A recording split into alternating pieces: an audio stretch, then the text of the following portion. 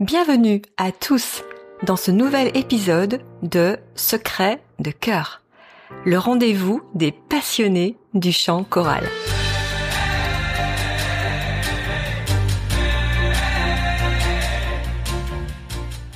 Nous retrouvons donc Rodolphe Perron pour la deuxième partie de cet épisode. Pour ceux qui n'ont pas écouté la première partie, on y parlait du parcours de Rodolphe.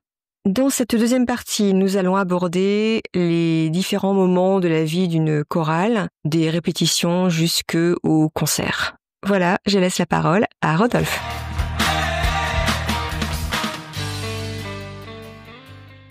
Donc là, tu parlais effectivement des moments où il faut un petit peu réveiller les choristes.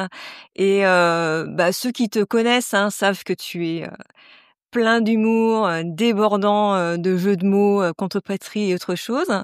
C'est ça te fait rire. C'est à la base, c'était à but pédagogique ou c'est vraiment ta nature profonde? Oh, je pense que c'est ma nature. Après, il y a tout un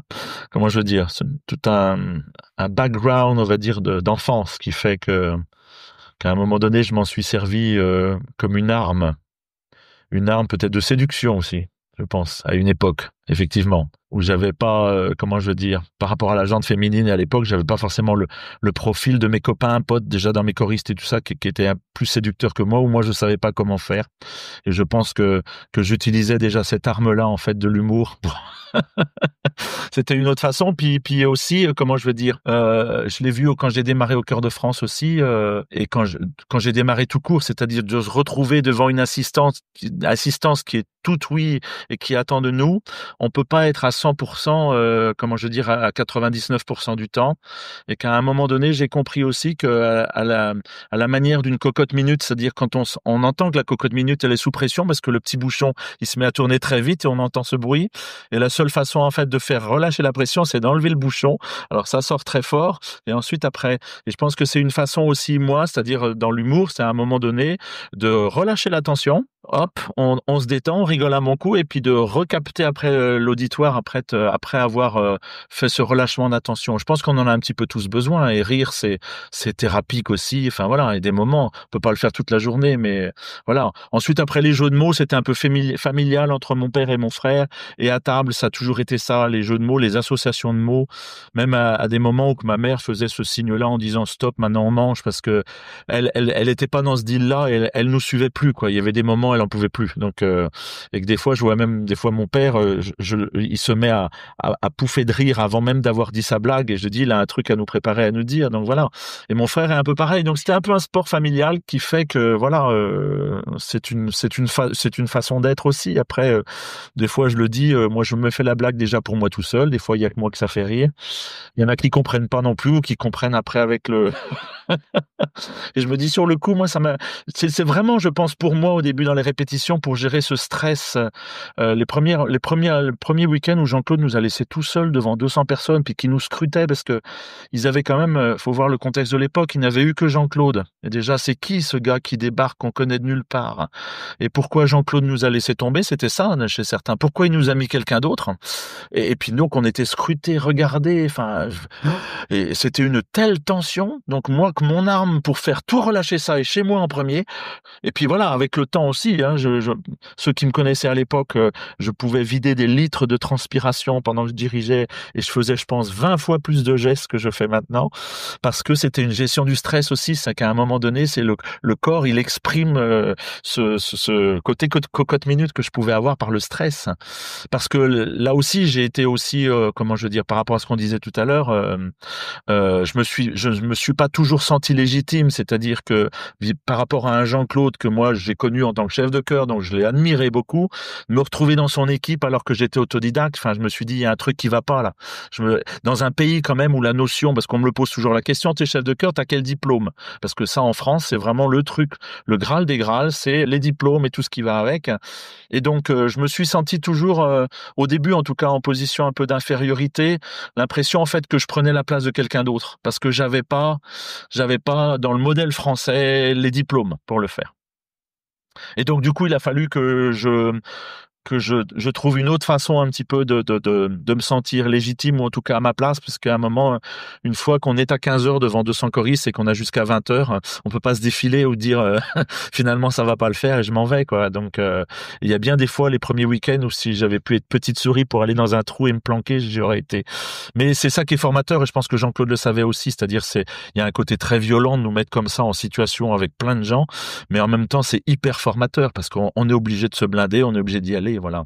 Et donc je pense que cette arme de l'humour, elle m'a énormément servi dans la gestion de mon stress à moi, en fait. Ensuite, après, bon, on en fait un peu une marque de fabrique ou autre. Ensuite, bon, ça vaut ce que ça vaut. Après, quand je dis toujours, il est à 2 balles, hein, mais voilà. Après. Enfin, en tout cas, là, j'ai parlé récemment à des nouveaux choristes de cette année. Tu les as scotchés, en fait, enfin, par ce rythme que tu imposes, que tu mets en répétition, où il y a plein de rires, etc. Et c'est très, il y a plein d'énergie qu'on reçoit, en fait, au-delà de l'humour, quoi. Ouais.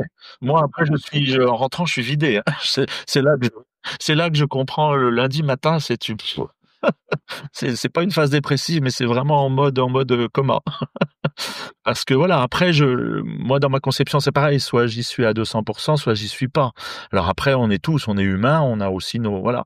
Mais j'ai appris aussi à cloisonner parce que le fait aussi d'avoir 2 sujets, de travailler en entreprise, en fait, quand je fais chanter dans les entreprises, j'ai été moi-même 20 ans dans les entreprises, donc je connais les codes, je connais les restrictions, je connais tout ça, donc je peux anticiper ça aussi. Donc et, et pareil au niveau comment je veux dire, de la prestation en elle-même. Ça fait partie de mes codes à moi, donc je pratique comme ça. Et c'est vrai, je dis oui, beaucoup d'énergie aussi je peux pas le faire à moitié, en fait. Voilà. En tout cas, c'est ma conception des choses.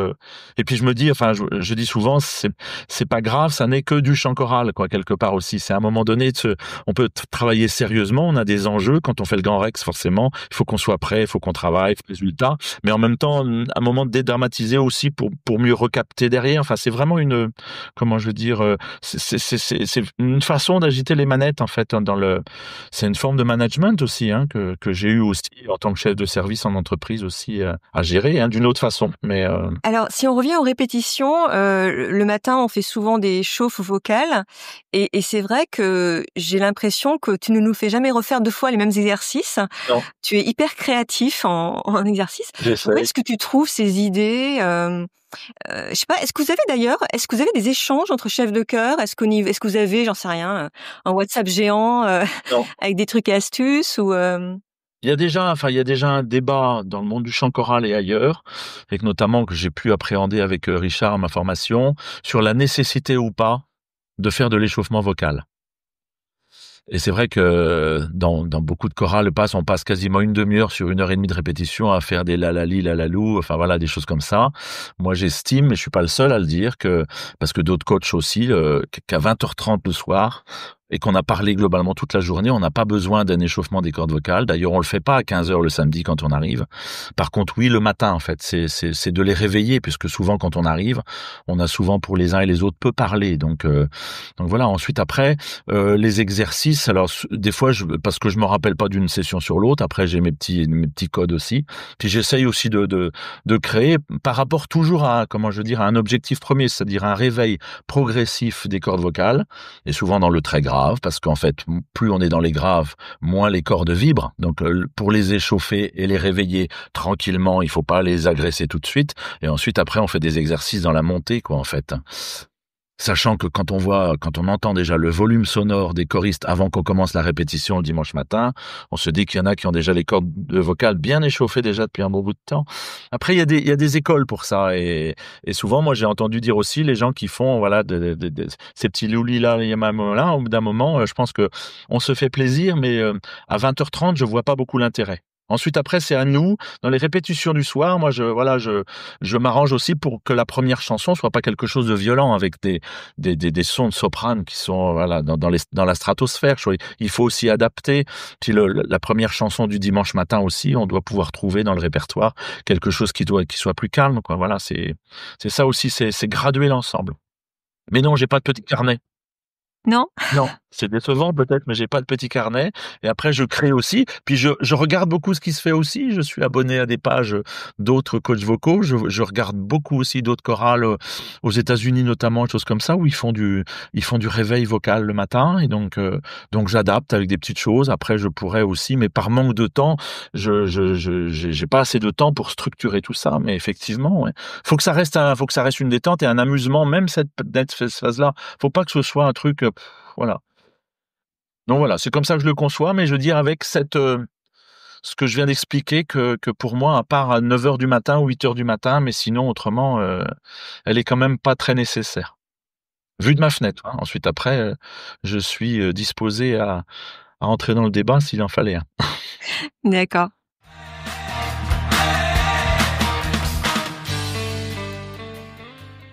Après, au niveau des thèmes, du choix des chansons, et cetera, comment ça se passe? Qui, définit les thèmes de l'année et les titres des chansons? Alors je suis, The Chef, The Big Boss, c'est Bibi, je suis le patron. Enfin voilà, c'est les seuls moments comme ça où je dis. Alors je suis pas du tout comme ça, hein. Mais en fait, mes équipes, que ce soit Laval ou Rennes, j'ai de la chance d'avoir associativement des super équipes aussi qui m'épaulent et qui ont compris le truc et qu'on est tous ensemble autour d'un projet musical. Voilà.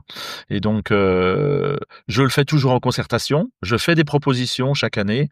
Généralement déjà dès juillet parce que moi je me donne l'été après pour commencer à préparer. Donc les conseils d'administration qui ont lieu après les concerts là de fin juin début juillet, je mets déjà des pistes. Et après donc il y a deux options, il y a soit on rentre dans un thème comme on fait les chœurs de France, musicals, comédie musicale, les années 80, ça peut être le cinéma, la mer, la montagne, enfin voilà.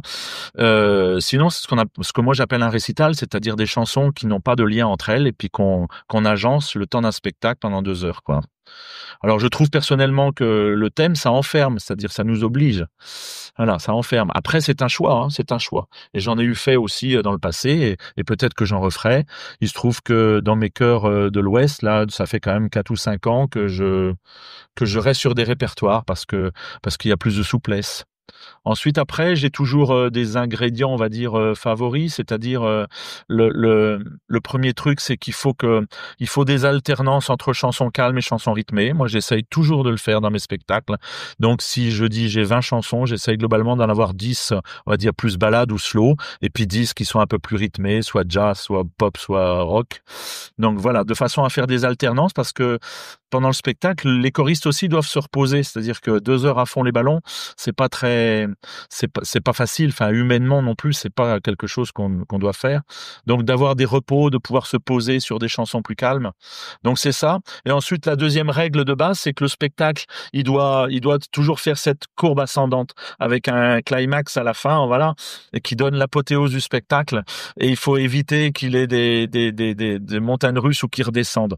Donc, vraiment, dans la construction de l'ordre des titres, c'est de faire en sorte que ça retombe pas. Et il m'est arrivé des fois aussi d'échanger deux chansons après une première parce qu'on se rend compte que la réaction du public elle est retombée et que c'est l'inverse qu'il fallait faire. Là, j'avais une session avec mon équipe mise en scène hier soir et on a fait un dernier échange entre deux chansons lors du spectacle de juin.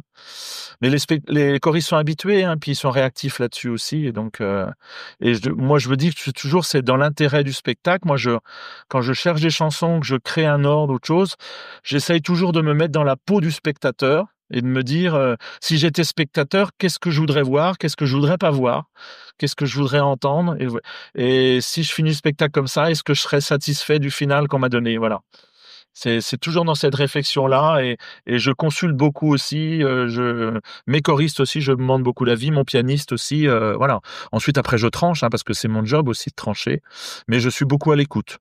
L'inversion de titre qu'on a fait hier, c'est une réaction, enfin une réflexion pertinente de deux de mes choristes de mon équipe mise en scène et qui m'a fait ouvrir les yeux. Et c'est vrai que j'ai acheté leurs arguments et on a fait la bascule hier. Voilà. Alors je ne vais pas rentrer dans le détail, mais à un moment donné, voilà. Après, il y a des fois aussi je dis bah oui, peut-être que, mais pour telle et telle raison, parce qu'après moi je veux aussi garantir aussi l'intégrité musicale et artistique, c'est-à-dire que les chants soient en place et qu'on chante juste. Ensuite, après la mise en scène, on l'adapte en fonction de cette possibilité-là. Donc je suis en fait, je suis maître des horloges par rapport à ça.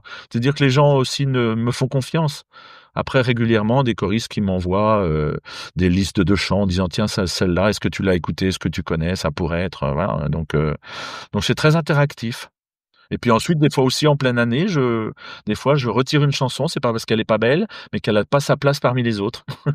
Ça arrive souvent, enfin souvent, une fois par an, globalement. Et est-ce que parfois tu retires des chansons parce que le rendu en chœur finalement n'est pas ce que tu espérais? Oui, c'est arrivé. Ouais. C'est arrivé. Il y a déjà quelques années, en fait, c'est la chanson, elle s'appelait Allumer le feu. Parce que l'arrangement que j'avais moi ne faisait pas décoller la chanson. Et en fait, on a attendu Johnny et voilà. Donc Evelyne est arrivée derrière et je pense que sa solution à elle est la bonne pour que ça fait une vraie chanson d'ambiance avec un cœur qui tape. Et donc je la reprendrai peut-être après. C'était un exemple parmi d'autres où une fois, j'ai une chanson de Barbara aussi que les choristes m'avaient redemandé, c'était Dis quand reviendras-tu, qui est magnifique, qu'on avait déjà fait dans le passé. Mais l'année où ils m'ont demandé de la reprendre, enfin, le constat, il a été fait par tout le monde, c'est que elle avait pas sa place parmi toutes les autres. C'est-à-dire, elle dénotait complètement par rapport au reste du répertoire. C'est pour ça qu'elle a été mise de côté. J'ai fait ça à Rennes une ou deux fois aussi, mais 3-4 ans après, je dis aux choristes, ressortez les partitions qu'on avait achetées il y a 3 ans, puis cette année, on va la faire. J'ai eu ça à Rennes aussi, t'as toujours Barbara, Göttingen. Je l'ai faite il y a 6 ou 7 ans, et en fait, le chœur était pas mûr pour faire Göttingen. On l'a faite l'année dernière, et là, avec 4 ans de plus, j'ai réussi à obtenir un résultat, voilà. Voilà, c'est aussi des choses, c'est qu'à un moment, il faut aussi écouter la respiration des gens qu'on a en face. Alors après, moi, je connais mes troupes, hein, mais voilà, donc dans mes choix, j'anticipe ça aussi. Mais il faut avoir l'humilité à un moment de se dire, ben voilà, ou autrement, je montre pas ce titre-là sur mon spectacle parce qu'il n'est pas abouti. Enfin, on le dit, hein, Evelyne le dit la première, on le dit au Chœur de France, on est là pour vous mettre en valeur et pas pour vous mettre en difficulté. Et c'est vraiment le leitmotiv ce cap-là qu'on doit garder toujours, c'est-à-dire ne pas mettre nos choristes en difficulté, mais en valeur. Et le choix du répertoire, la façon dont on le traite aussi, hein, bien sûr, hein, parce que il y a les chansons, les arrangements, puis de la façon aussi, on peut massacrer des arrangements de toute beauté. Hein. Les arrangements, je crois que tu ne fais pas d'arrangements, c'est ça? Tu prends les arrangements d'autres personnes? J'en fais quelques-uns, Ah, tu en fais, d'accord. mais je fais pas à la commande. Je vais soit parce qu'il y a pas l'offre en face, ou soit parce que je suis inspiré pour les faire. Et j'étais un peu spécialiste des medley il y a quelques années, et puis là j'ai fait oui, ces dernières années des arrangements. J'ai fait Maldon de Zouk Machine qui n'existait pas sur le marché, et donc j'ai fait chanter avec les choristes avec les couplets en français parce que là aussi on peut pas chanter du créole pendant toute une chanson. Donc j'avais un texte français qui tenait la route en fait. Voilà, c'est dans les choix aussi. J'ai fait Respire encore de Clara Luciani. J'ai fait oui, dans le passé j'ai fait plusieurs j'en ai fait comme oui, mais j'en fais très très peu en fait. Voilà. Et après, là aussi, c'est pareil, j'ai trop d'humilité, c'est pas mon métier de base, donc je reste toujours très en retrait par rapport à tout ça. Mais ça doit être très satisfaisant, non? Parce que tu n'as pas eu une base de formation musicale et d'arriver à faire des harmonisations. Enfin, nous, ça nous paraît hyper compliqué de faire des harmonisations. Oui, alors après, voilà, il y a les harmonisations et Jean-Claude le Premier, parce qu'il y a des règles harmoniques effectivement sur voilà. Ensuite, bon, moi j'ai appris un petit peu sur le terrain. Ensuite, après, c'est vraiment une question d'oreille et quand j'écoute une chanson, j'entends les autres voix en fait. Et en fait, je les écris derrière. Et Evelyne travaille de cette même façon, et Jean-Claude, c'est pareil, c'est-à-dire écouter 10, 20, 30, 40, 50 fois la chanson. Et en fait, l'arrangement, il naît dans nos têtes, et ensuite, après, au moment où on le couche sur le papier, moi, c'est sur mon ordi, parce que je fais pas à la main, en fait, on a déjà une vision, enfin voilà, on a déjà le son de l'arrangement dans notre tête, quoi. Voilà, et ensuite, après, moi, au début, c'est vraiment un amusement pour moi. Et quand je vois que ça peut fonctionner. Ensuite, après, on a aussi une expérience, notamment des arrangements de Jean-Claude, hein, puis d'Evelyne aussi. Et puis aussi le travail que Jean-Claude nous a inculqué, c'est-à-dire de ne jamais détruire l'ambiance de la chanson, en fait. Parce on voit encore moins maintenant, mais on a vu beaucoup trop dans le chant choral, avec ce qu'on appelle du contrepoint, avec des contre-chants nombreux qui font qu'à un moment donné, il y a un pupitre qui a le chant et les autres qui font des trucs en décalé, en écho, et qu'on écoute la chanson, on la reconnaît même plus à la fin, parce que l'arrangement, il est pas fidèle, en fait, à l'ambiance qu'a voulu donner l'artiste, voilà. Et donc ça se décrète pas, ça se sent aussi. Et je pense que des fois, et je pense qu'Evelyne aussi, pour en discuter, il y a des arrangements peut-être qu'on ne fait pas parce qu'on ne les sent pas ou on sait pas comment les les écrire. On n'a pas forcément la solution, parce qu'en fait, l'idée, c'est que le chœur sublime la version originale. C'est pas qu'on doit être meilleur que l'artiste, mais il faut que la version du chœur, elle donne une autre dimension à la chanson. Et en tout cas, qu'on respecte son ambiance et son interprétation. Donc voilà. Donc, non, moi, ce qui me concerne, c'est pas du tout à la commande. C'est au feeling.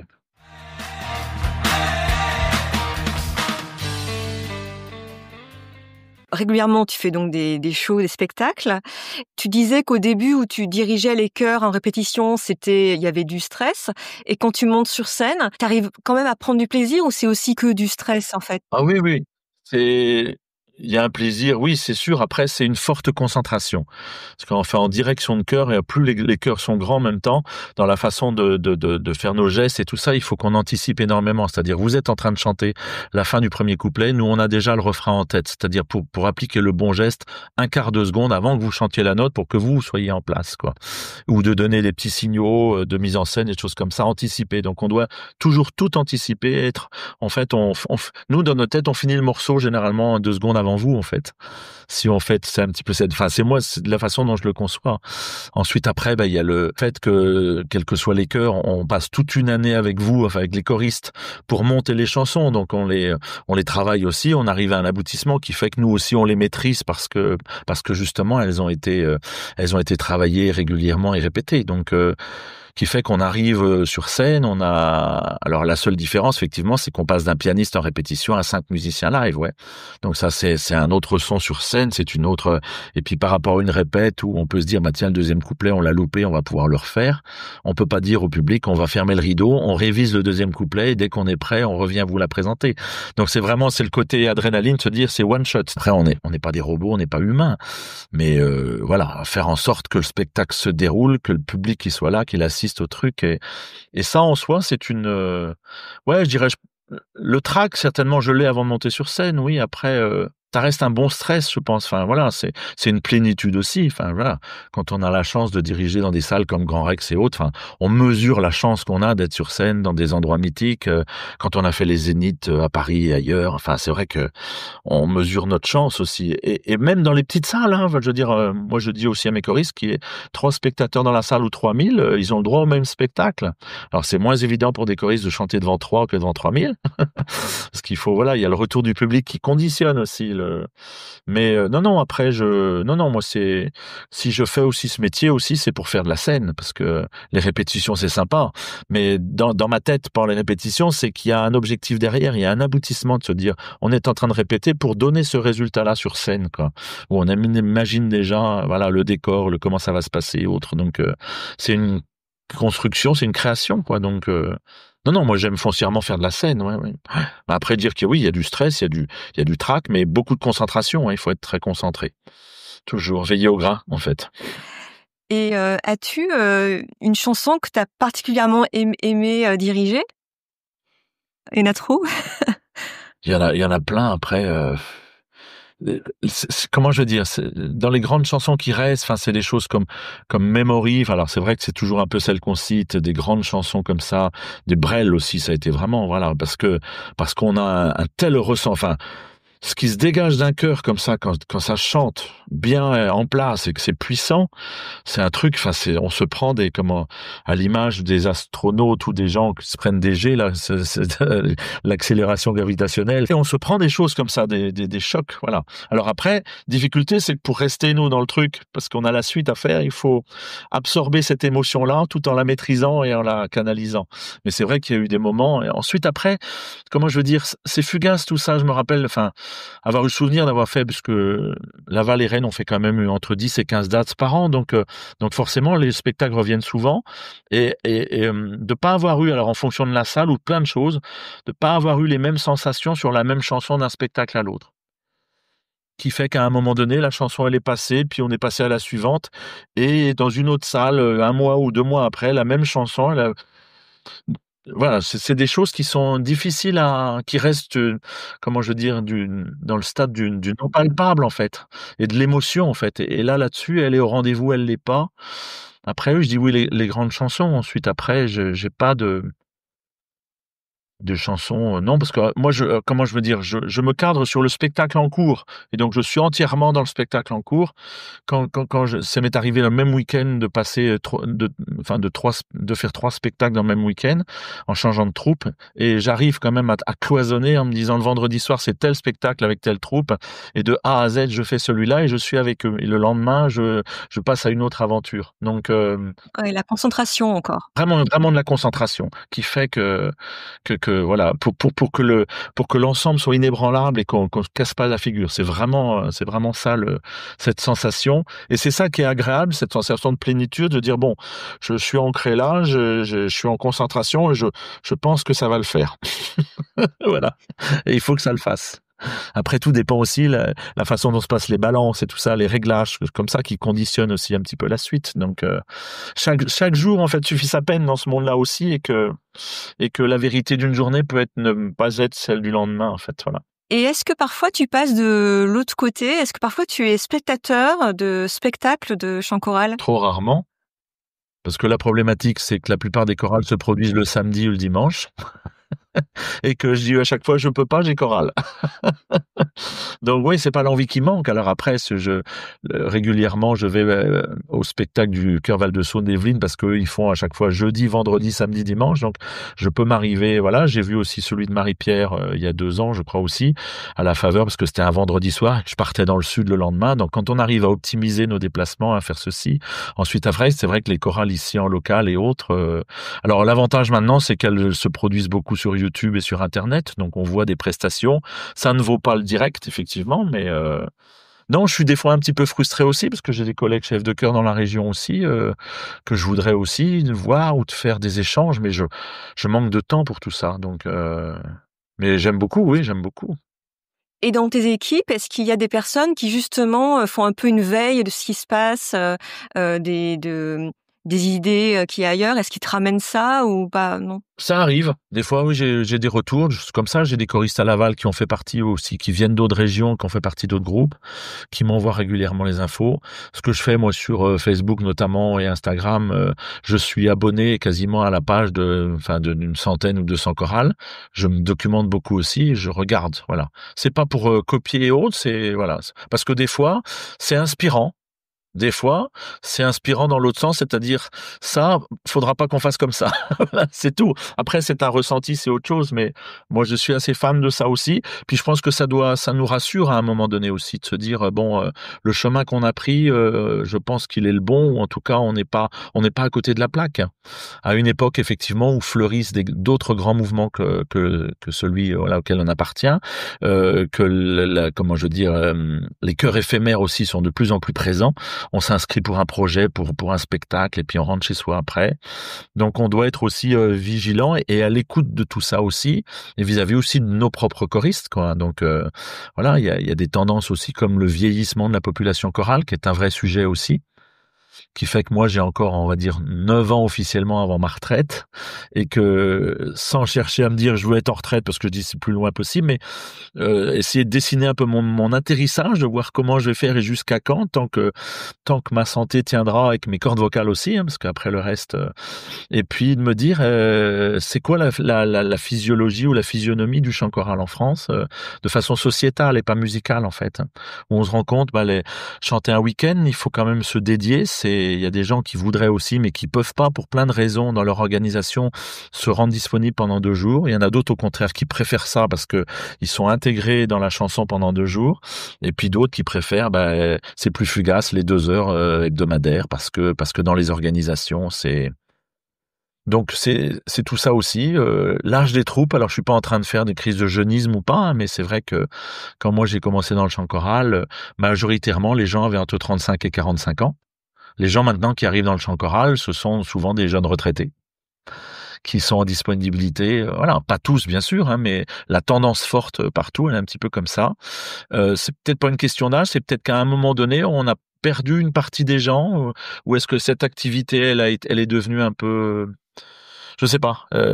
C'est un peu compliqué à analyser. Est-ce que parfois, il n'y a pas des thèmes qui amènent plus de jeunes dans tes chœurs? Certainement. Je sais que, enfin, ici à Laval, ça fait quand même depuis après oui, juste avant le Covid, 2019, où on avait rajeuni notamment notre répertoire, et on se rend compte qu'on a rajeuni notre public aussi. Alors, le Covid a laissé des traces parce qu'il y a des gens aussi atteints par la limite d'âge qui ne veulent plus sortir, qui ne pouvaient plus. Enfin voilà, mais on voit qu'on a quand même réussi, nous ici, et je vois à Rennes aussi, à rajeunir notre public. Et du coup, on commence à rajeunir notre population chorale parce que ce sont des gens qui sont venus nous voir, qu'on a réussi à faire venir à un moment, parce que le chant choral n'a pas toujours bonne presse. Il y a des, comment je veux dire, des choses un petit peu tenaces dans la tête des gens qui ont une image d'une chorale un petit peu surannée, un petit peu sclérosée, un peu rigide, des choses comme ça, qui fait que le public, une fois qu'il est venu voir nos spectacles, ils nous disent, je savais pas que c'était ça, en fait. Et après, il adhère. Après, c'est ce qu'on appelle les primo-accédants, c'est comment les faire venir une première fois. Et j'ai entendu encore l'année dernière, 19 € pour voir du chant choral, jamais. Et c'est pas les 19 € en soi qui gênent, c'est mettre 19 € pour voir une chorale. Quand moi je suis arrivé à Laval, les chorales, c'était, il n'y a pas de prix d'entrée, on donne au chapeau à la fin si on a envie de donner. Et c'est quand même, ça a été un mode de fonctionnement qui a été, voilà. Et donc, et je vois que sur Rennes, ça a été pareil aussi, avec un prix moyen, voilà, qui est entre 8 et 10 € parce que ça se produit dans les églises, ça met pas de moyens, voilà. Nous, on est arrivé avec un spectacle un peu plus abouti, et forcément, quand on arrive à 15-16 €, voilà, et la question se pose, et parmi nos choristes les premières années, vous vous rendez compte, 15 € pour une chorale, enfin, ouais, mais je dis, regardez le spectacle que vous produisez aussi. Alors maintenant, c'est en train de changer. On arrive à prendre notre place dans le paysage musical. Enfin, en tout cas, je le pense. Mais ce sont des sujets aussi qu'il faut prendre en compte. Moi, quand je suis arrivée au Chœur de France, on travaillait sur des cassettes. Je sais pas si tu te rappelles. Oui, oui. Depuis, la technologie a explosé. Est-ce que les nouvelles technologies changent des choses dans le monde choral, dans ton façon de travailler? Par exemple, ta dernière affiche, c'est pas de l'AI par hasard que tu aurais utilisé? Il y en a une dose, ouais, il y en a une dose, ouais. Pas complètement, mais il y en a une dose, ouais. Voilà, on a eu affaire à quelqu'un dont c'est le métier, hein. Donc après, je suppose qu'après, ils utilisent ces outils-là comme les autres ensuite. Oui, bien sûr. Justement, parce que tu as travaillé comme logisticien, j'imagine que tu es peut-être plus ouvert à ce genre de choses par rapport à d'autres chorales, et que c'est aussi donner une image un peu jeune des chœurs. Oui aussi, enfin oui, après moi je fais confiance à chaque fois, puis après j'aime être charmé, enfin voilà, après je sais qu'on change de prestataire régulièrement, on a fait aussi des concours en interne, des choses comme ça, mais voilà, ça fait partie aussi de cette demande un petit peu entre guillemets de modernité, parce que qu'est-ce qui est moderne ou pas, enfin là récemment on nous a fait aussi des projets d'affiches très futuristes aussi, où il y a quasiment rien dessus, juste une couleur, et on nous dit c'est une nouvelle tendance, et là pour le coup on n'est encore pas prêt à ça.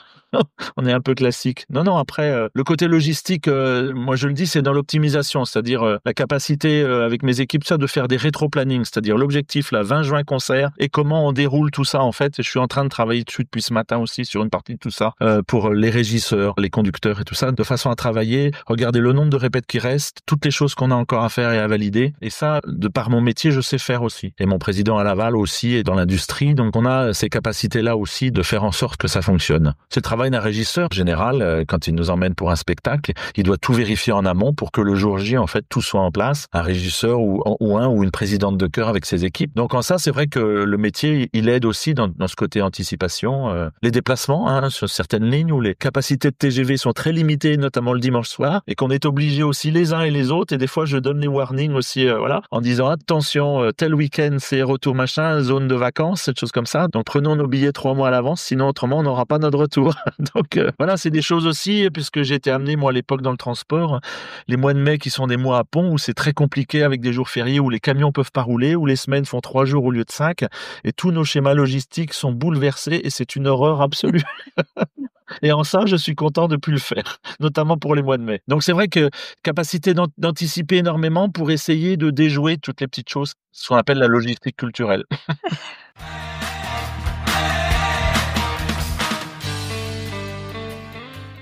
Voilà, c'est fini. J'espère que vous avez appris plein de choses sur Rodolphe. En tout cas, moi, c'est mon cas. Le mois prochain, nous donnerons la parole à une personne qui te connaît bien.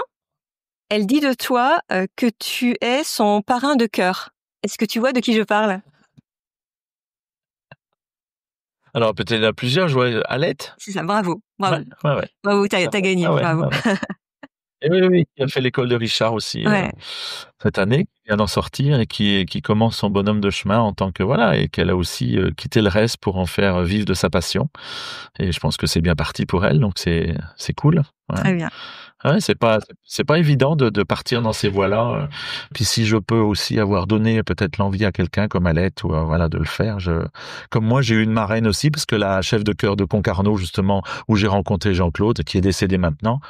Voilà, ça a été ma marraine de chant choral, ma marraine de chœur aussi, et donc qui m'a souvent, on se voyait pas souvent, mais un petit mot de temps en temps, un petit message, une petite lettre, et c'est important. C'est des gens, enfin, comme Jean-Claude le premier, hein, qui m'a donné ma chance, et je pourrais jamais assez remercier, bien sûr, de ça. C'est des gens qui vous portent et qui sont des jalons dans votre vie, et qui sont indissociables de notre parcours, en fait.